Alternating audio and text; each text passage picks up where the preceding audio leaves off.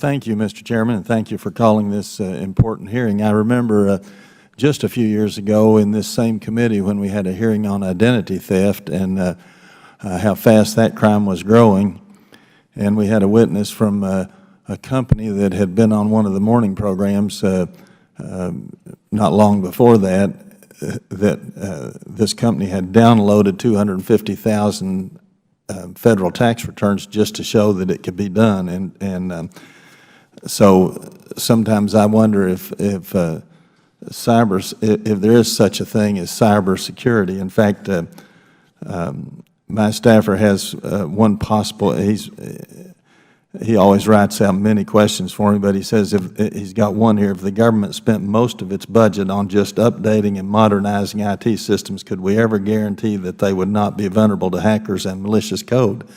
And I think the answer to that is no. And it seems to me that all this, I don't know if it's almost a waste to keep trying to arrive at with cybersecurity that's impossible to obtain. I also have gotten the figures.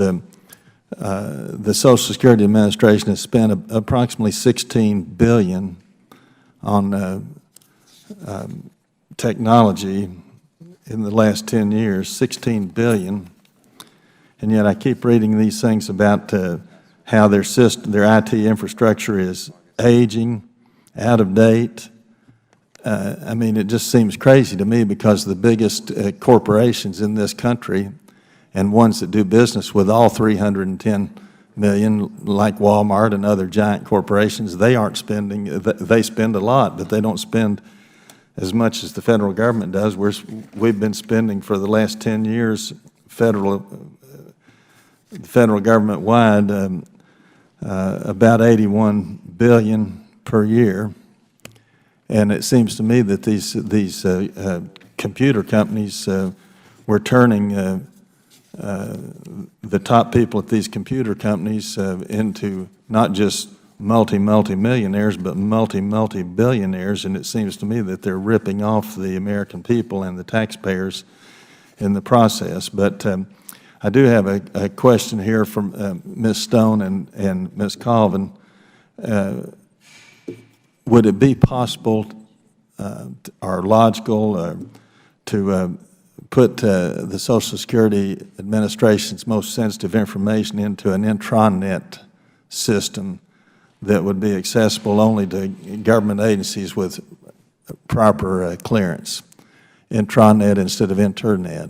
Ms. Stone, do you understand that question? Would it be possible to do something like that, or Ms. Colvin? I would defer to the agency on that, because I would say that that's the environment that we have now, is that it is intranet. But again, I will defer to the agency.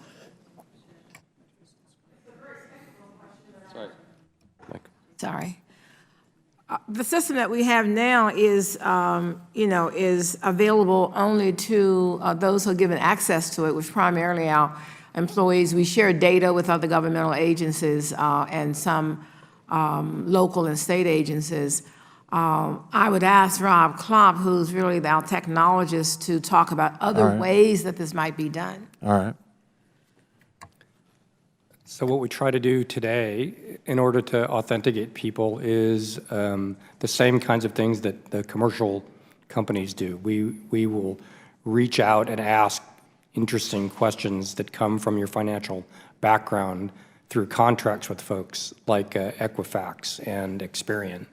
So if you try to set up a MySSA account, what we do is ask some question about, when did you start your mortgage on your house at such and such an address? I mean, things that are very difficult for bad actors to get a hold of. So, and as Marty pointed out, the next level of this authentication is to use two-factor authentication, and we're going to mandate that on MySSA in the middle of this year. So, I think that we're trying to do, we're bringing on all of the best practices to do the best we can to try to cut down the identity fraud, which is what happens when people can get in. It's not really a cyber thing, but it's definitely something that, as CIO, that I'm all trying. Well, my time is up, but I just think it's so frustrating to see all this spending, much more than is being done in the private sector, and yet we're not hearing the same excuses from the private sector. And I know the easiest thing in the world is to spend other people's money, and there's just not the same pressures or incentives to hold down spending in the federal government as there is in the private sector. But we've got to do better. We can't keep getting, with all this spending, these hearing over and over again that the systems are out of date, aging, and so forth. Anyway, thank you, Mr. Chairman. I thank the gentleman. Now recognize the ranking